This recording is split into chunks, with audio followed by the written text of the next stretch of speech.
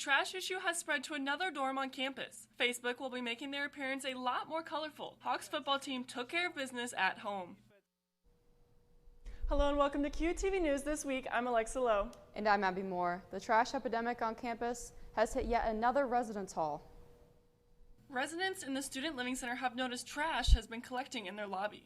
Piles of trash can be found outside the bathroom and next to the vending machine. Trash in general, however, can be found throughout the lobby. I feel like people need to take responsibility for their things, but at the same time, it needs to be more influenced that we do need to be taking care of it because clearly people don't know this.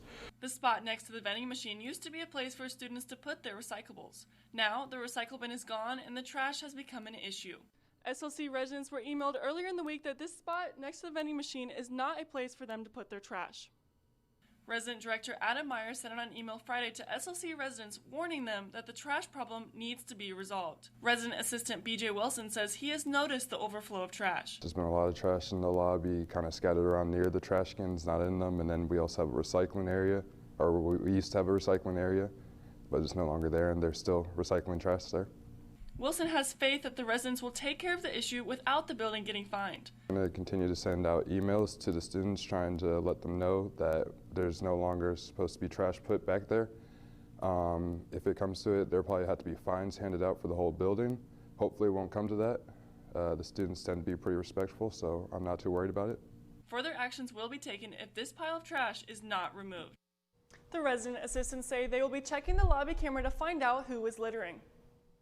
New trial dates are set for Nathaniel Caldwell. Caldwell was a student in the School of Education. Last October, he was arrested on 4 charges of felony possession of child pornography. Caldwell appeared in court yesterday for a status hearing, and his second hearing is set for December 17th. The pretrial is set for January 3rd, where the jury trial will be on January 13th. You have a chance to eat your favorite food in the CAF this month. Hawks Dining is asking for your recipes. The chef is asking for your favorite international dish, and they will be featured on November 18th during lunch. Ask how you can submit your recipe the next time you eat at the CAF. You'll be able to vote on the best recipe until November 8th. Facebook has updated its branding with a new colorful logo. In a blog post Monday, the social media giant says it's making the change between Facebook as a parent company and Facebook the app. The new logo changes between blue, green, purple, red, and orange. It's a nod to its other apps, blue for Facebook, green for WhatsApp, and red and orange for Instagram. This move makes it clear which products are part of the Facebook collective, a change that comes as the company promises to be more transparent. The Facebook app will still keep its own look of the signature blue logo with lowercase font. Signing up for classes can be stressful. And the QU registrar will be here to discuss how to get the classes you want.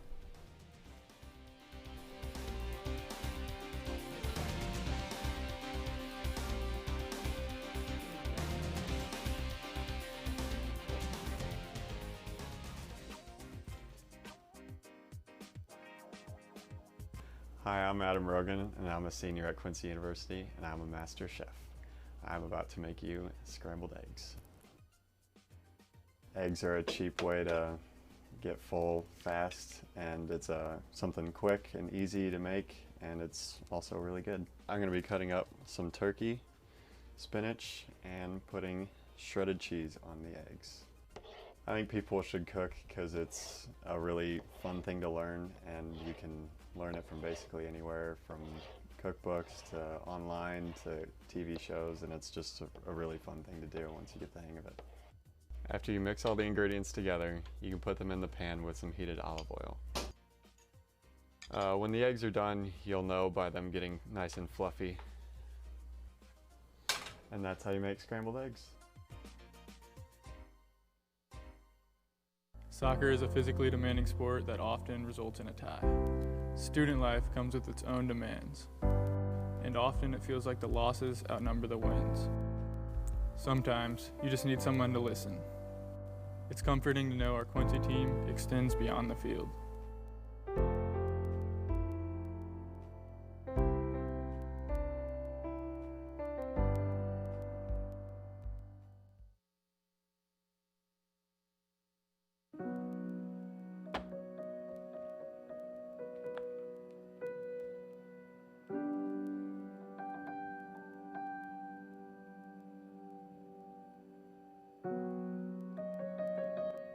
lives are focused around figuring out what we want to do.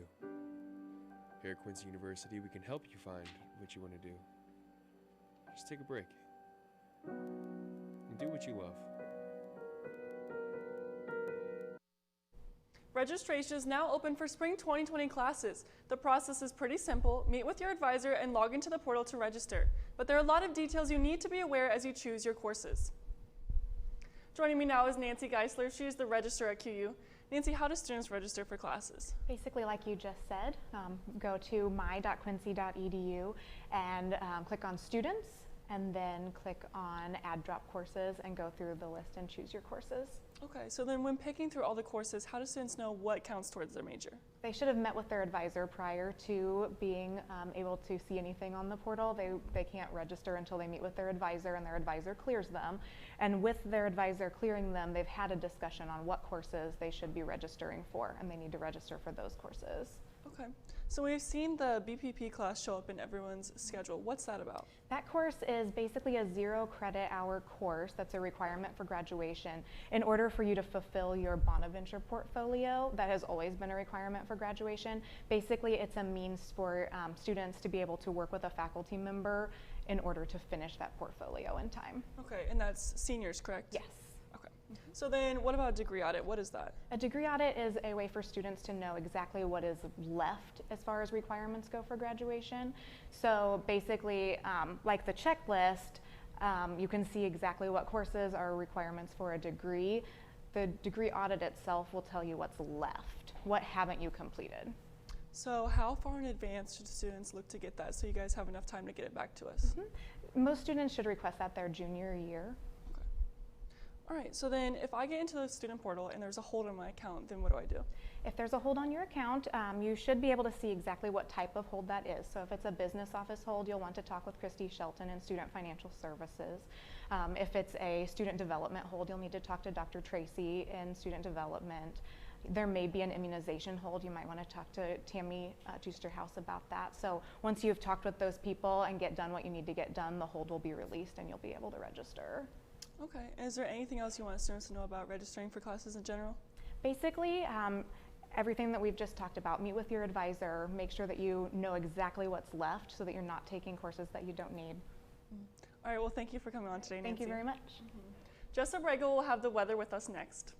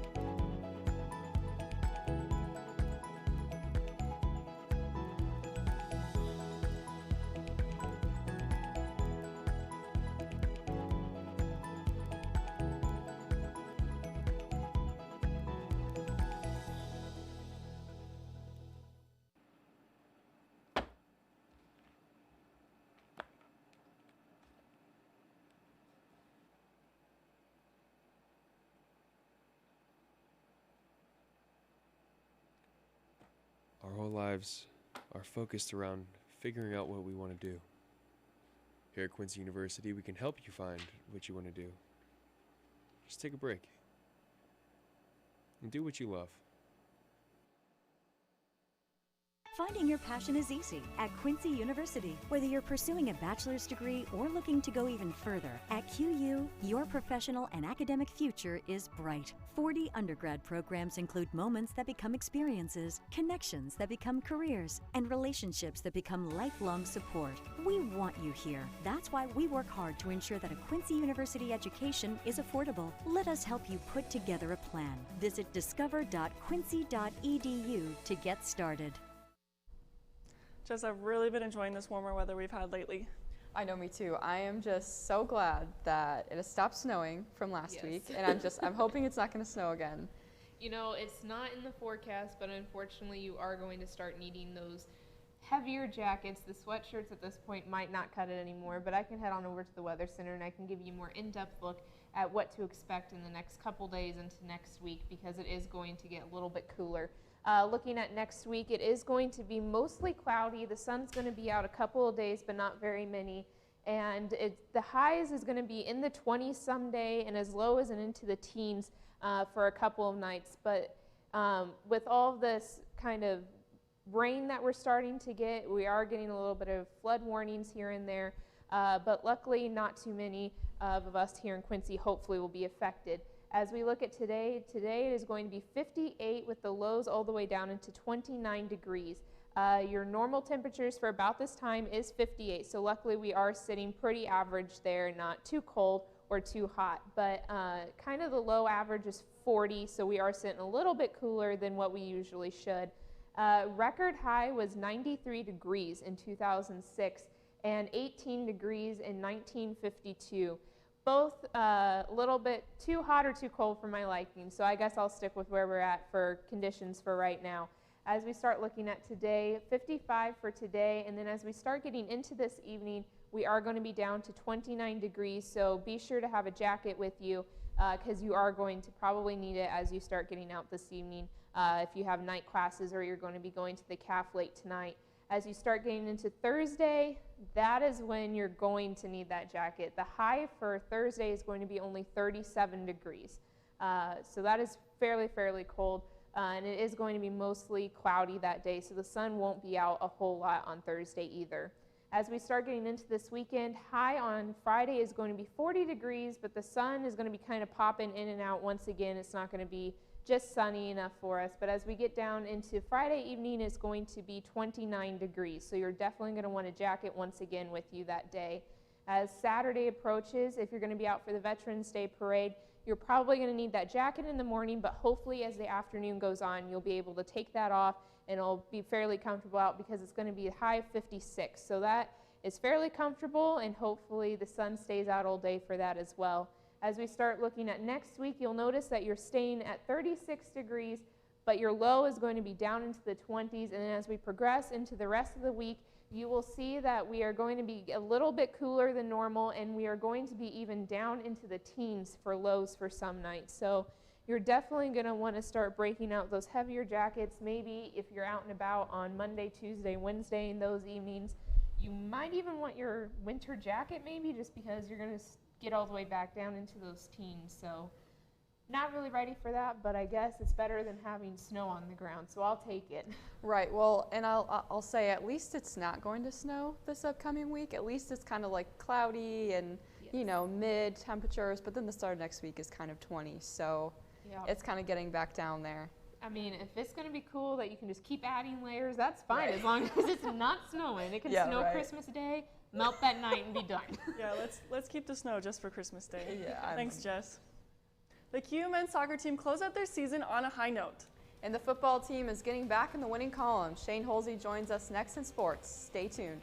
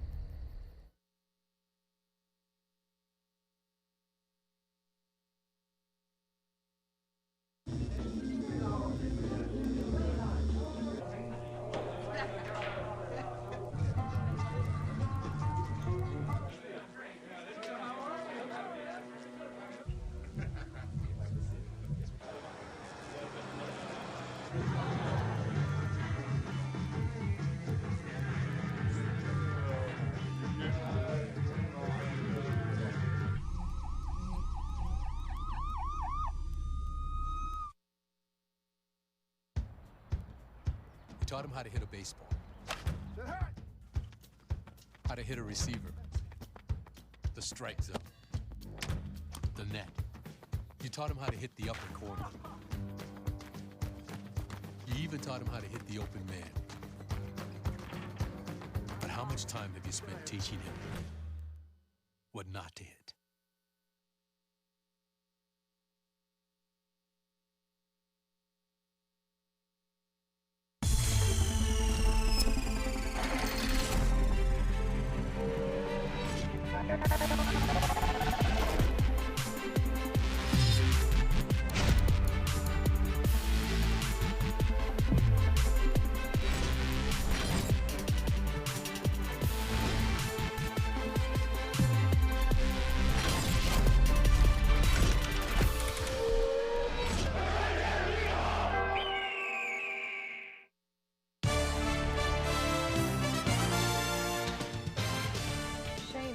Team won in a very convincing fashion on Saturday. The men's soccer team closed their season on 2 wins. Sports director Shane Holsey joins us next. Yeah, pretty nice weekend around Hawks athletics with everybody at home, and we'll start with the men's soccer team. The Hawks had postseason aspirations coming into the final weekend of the regular season. Entering Friday's matchup with Lindenwood, the Hawks found themselves mere percentage points out of the 8th and final playoff spot in the GOVC. Mike Carpenter's squad took a large step in the right direction on Friday. The Hawks rolled to a 3-0 victory over Lindenwood on Friday. Macker Little scored in the 62nd minute and assisted on the other 2 Hawks goals. And Evan Garcia scored his first goal of the season in the 68th minute. Then on Sunday, it was a little closer. The Hawks eked out a 1-0 victory over Umsel. Little was back at it again, scoring the Hawks' lone goal in the 47th minute. The Hawks registered just 2 shots on goal, but they were able to hang on and close the season with 2 straight clean sheets. These 2 wins weren't enough to crash the postseason party, though. The Hawks finished the season 9-8 overall, 7-7 in conference play, just 1 spot shy of the GOVC tournament.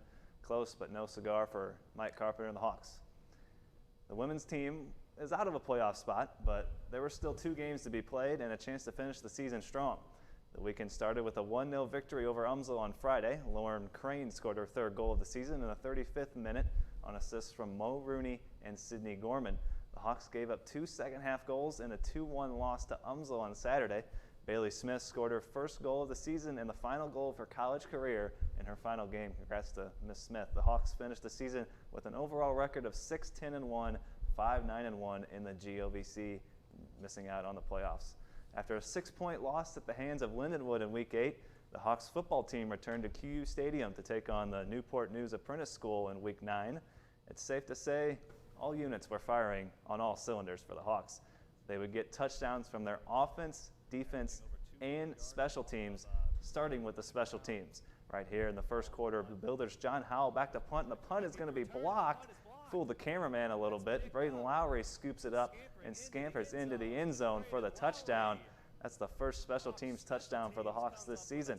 The Hawks would take a 21-0 lead into halftime and hold the Builders to 34 total yards in the first half. They couldn't get anything going. Then on the Hawks' first possession of the second half, Jalen Griffin gets the handoff, sheds a couple tacklers, and he is gone. No one's catching Mr. Griffin. The redshirt freshman takes it 61 yards to the house. Griffin's 7th touchdown run of the season, and that extends the Hawks' lead to 28-zip.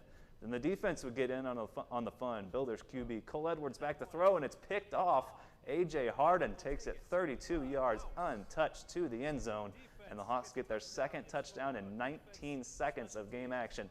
The Hawks go up 5 touchdowns here, and they cruise to a 49-3 victory over the Builders. The Hawks improve to 4-5 with 2 games remaining. If they can win those 2 games, they'll secure their first winning season since 2014. The women's volleyball team came into the weekend 1 game out of 8th in the GOVC. The QU Hawks took on another Hawks team at Pepsi Arena on Friday. QU lost in straight sets to 19th-ranked Rockhurst. Emily Rehagen, she continued to impress, leading all players with 16 kills. The Hawks turned things around in a big way on Saturday, though, dominating William Jewell to the tune of a 25-21, 25-15, 25-14 score. Rehagen, Lauren Worrell, and Elena Rothermick had 10 kills each as the Hawks hit at a 294 clip. Michaela Canablo played one of her best games of the season. She was impressive. She contributed 40 assists in those 3 sets.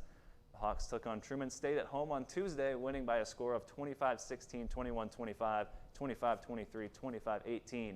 The Hawks moved to 13-15 and head to the Gateway City to take on Umslow on Friday and Lindenwood on Saturday. Both basketball teams hit the road to take on SIU Edwardsville in an exhibition contest yesterday. In the opener, it was the ladies from QU pulling off the upset, beating the Cougars 70-65. Freshman Lainey Lance led all scorers with 23 points, going 10 for 11 from the free throw line. Alexandra Petrovic went 7 for 9 from the field and scored 20 points. Impressive victory for them. On the men's side, the Hawks kept it close, but they ultimately came up short as they fall to the Cougars 61-52. Jonah Smith led the Hawks with 18 points off the bench and 9 rebounds. The Hawks opened their regular season Friday against Cedarville in the GMAC GLVC crossover. So congrats to Miss Lowe and the women's basketball team. A nice victory over SIUE, and the men's team kept things close, and things are, at least from those 2 games last night, looking promising for the Hawks basketball squad. Thanks, Shane. I'm excited for our regular season to start this weekend. Yeah, women tip off on Saturday and Sunday, and men on Friday. So look forward to seeing how those games go, and hopefully they can bring home some wins for us. Thanks, Shane. I appreciate it. Just making it to 99 years old is an accomplishment in and of itself. But still being able to do what you love, that's even more impressive. That story is next.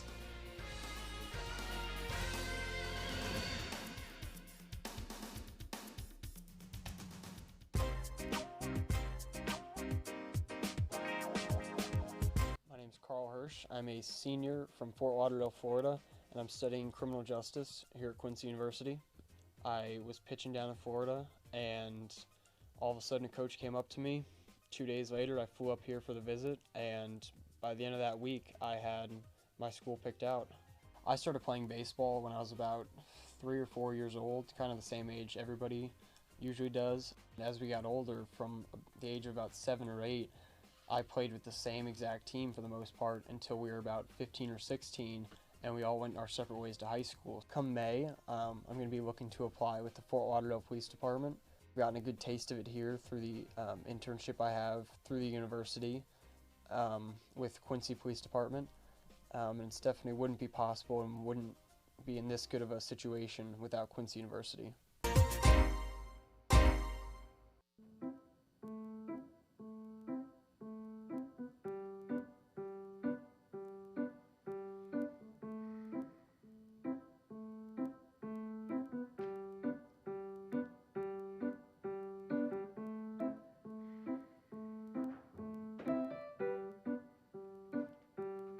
College shouldn't be as hard as understanding fine art. Use the resources here at Quincy University. We're here to help. A New Jersey man is putting new meaning to the saying, age is just a number. Dave Carlin has the story. A good song for today. It's called To Life. 88 keys on his piano and 99 birthdays under his belt. As Henry Shapiro closes in on 100, he performs at this Luncheon for Heart Patients Sunday in Parsippany, added to a long list of gigs in retirement villages and local bars. That he's healthy enough to keep playing at his age makes him feel very lucky, very lucky. I haven't had any problem with my hands in general, and I'm fortunate to still have eyesight. He was born in Dover, Morris County in 1920, and around the time this photo was taken, he started studying music. In his teens, he played in a 7-piece big band orchestra around Lake Hopatcong, earning 75 cents a night in those early days. He served in the Army Air Corps in World War II, and when he returned, he married, had 4 kids, and worked in a small department store during the day, and played piano at night. Even when I was working in the retail business, I was playing probably 3, 4, and 5 nights a week, which is what I wanted to do. Shapiro says there's no secret to his longevity, just genetic roulette and luck. You spin the wheel, as they say.